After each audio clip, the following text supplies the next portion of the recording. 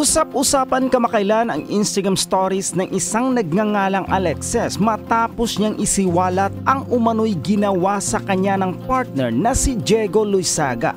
Matatandaang napabalitang isa ng ganap na ama si Diego at buong pagmamalaki naman niya itong inamin at ipinakita sa publiko.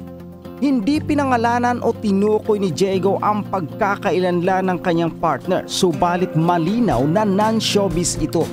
At isang araw ay kumalat sa social media at pinagpiestahan ang ilan sa Instagram stories ng sinasabing partner ni Diego na nagsisiwalat na umano'y pinalaya sila ng aktor sa bahay kasama ang anak nila at ang dahilan daw ay dahil sa ibang babae. Nagbanta pa umano si Diego na kapag hindi niya itinigil ang pag-iingay sa social media ay ihinto nito ang pagbibigay ng sustento sa kanilang anak. Matatandang sinabi ni Diego sa panayam sa kanya ni Tony Gonzaga sa Tony Talks na hindi siya naniniwala sa kasal na inulan naman ng samot-saring reaksyon at komento. Ang huling confirm na nakarelasyon ni Diego sa showbiz ay si Barbie Imperial na kumwestiyon naman ang ugnayan kay Richard Gutierrez matapos silang maispatang magkasama sa Alabang, Muntinlupa. Nagkagulo ang social media world dahil sa pahiwatig ni Alexis na may ibang babae si Diego. Isinama rin ni Alexis sa kanyang post ang screenshot ng account ng isang babae. Sa reel naman ay pinost ni Alexis ay nakalagay na love the way you lie at yes, he's aware now but never sober. Wala pa namang sagot si Diego sa pinost ni Alexis. May Instagram story naman si Diego ng picture ng mga puno na may nakalagay na trouble in paradise at may crying face emoji at meron ding nakalagay na parental advisory. Wala namang nakaalam kung iyon ba ang reaksyon sa pinost ni Alexis. Isang aktor na malapit sa kanya ang natanong kung magbibigay ba ng pahayag ang aktor tungkol sa nasabing isyu. Mukhang hindi raw magsasalita si Diego. Ayon naman sa talent manager entertainment columnist na si Lolet Soles, dapat i-address ni Diego ang isyong ito dahil nakakasira sa kanyang imahe. Ang dating ngayon itong si Diego Loizaga dahil nag-post ang babaeng karelasyon niya kung saan siya merong anak na si Alexis Swapenko. Akalain mong pinalayas daw sila ni Diego sa bahay? Ano ba naman yan? Nakakaloka ha? Itong si Alexis, di ba?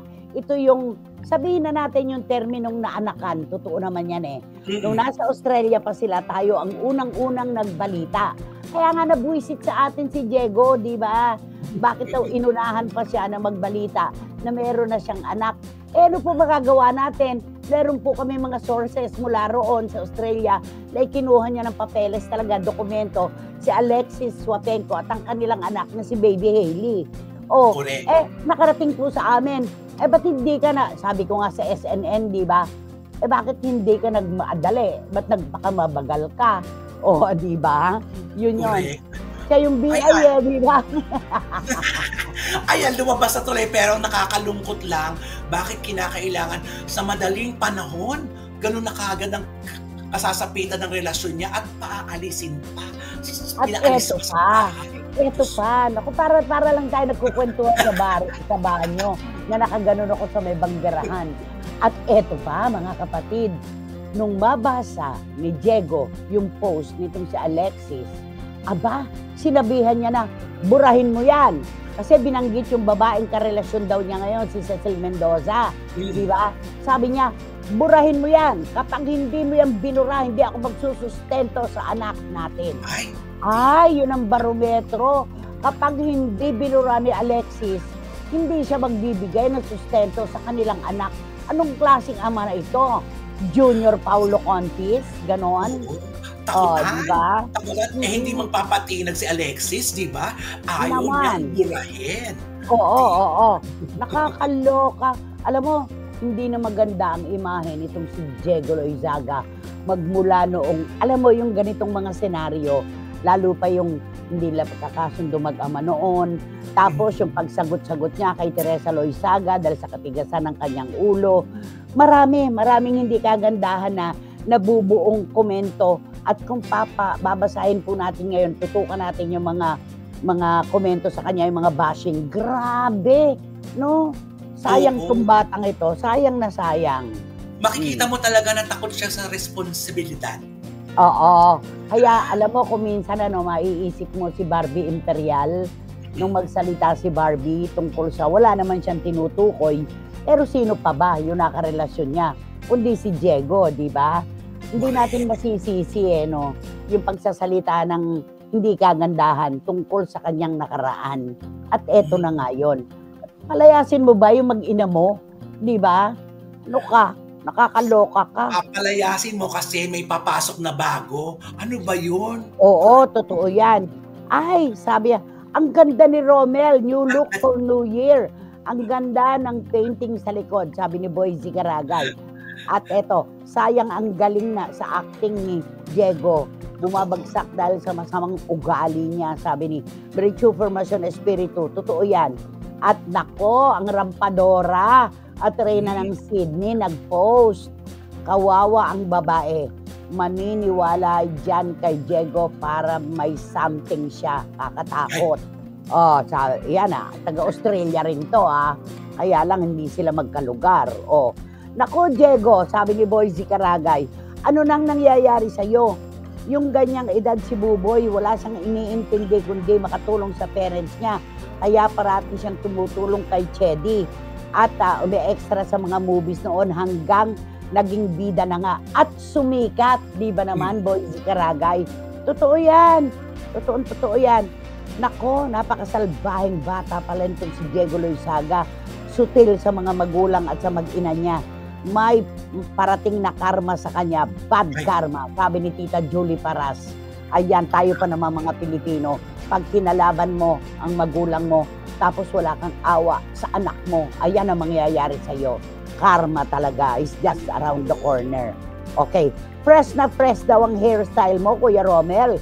Sabi ni Catherine Amos, ang reyna ng Sydney. Nakutinang, marami pong salamat. Di ba naman, tuwan-tuwa siya. Hello daw sa bangs mo, Romel Chica, sabi ni Tita Julie Paras. Ay, hello po, gumagalaw po siya, Tita Julie Paras. Mamaya po, malalaman natin kung sino ba ang gumawa ng buhok ni Romel Chica na bumagay sa kanya. Ang ganda-ganda. Gusto ko na lumipad dyan sa obra ni Nanay para makita ko yan ng harap-harapan, di ba? Salamat po, Nanay. You look young, Romel, sabi ni Neneng Putot Gensoli ng LA. Thank you po. Ito mo si Diego Loizaga ang ating pinag-uusapan. Mas gusto nilang ikaw ang pag-usapan. Diba? Salamat po. May bangs ka na nakababatang tingnan. Bagay mo, Kuya Romel, sabi ni Boyzy. Naku, mamaya po malalaman natin. At nakatutok sa atin ngayon, si Miss Nag sa Belgium na nakahiga pa dahil nakatatamad pang bumangon gawa ng -4 pero feeling -11 ang kanyang nararamdaman sa sobrang lamig. Mas kawawa ang mga taga Winnipeg, Manitoba, Canada. Double digit negative po sila ngayon. Parang nakikinita ko na kung gaano kalamig yan. Sobra. May bangs na nakababata tingnan. Bagay daw, Kuya Romel. Thank you po. Oo, at sabi ni Dan Clavesillas, pasaway talaga itong si Diego, dati pa at bastos din sa magulang. Tahimik na nga ang karir, ganyan pa. Ayaw ng bangs ni Romel ng ganyan. Sabi ni Dan Clavesillas. At ito hinihintay ko, sabi ni John, walang mangyayari dyan sa Diego Loizagang yan. Kahit gaano ka pa kagwapo at natuto ka ng umarte, kapag imahe mo na ang tinutukan ng publiko, walay ka, maniwala ka. Kailangan mong humingi ng dispensa sa iyong mag-ina at magtigil-tigil ka, wala ka pang napapatunayan. Yan ang sabi ni John. Oo. Nay, pakisabi kay Romel para siyang member ng BTS Korean group. Bagay sa kanya. Sabi ni Iram Leah, nakabulas ka. Kalab-lab lang nga gano'n, di ba? Ganon. Ako, ang pangit naman ang ugali ng Diego na yan. May ganun na ugali niya sa ina ng anak niya dahil may bago na naman siya. Ay sus! Sabi ni Neneng Putot Gensoli, ay puro nega. Nega-nega talaga, sobra. Hindi talaga ay nako, nakakaloka.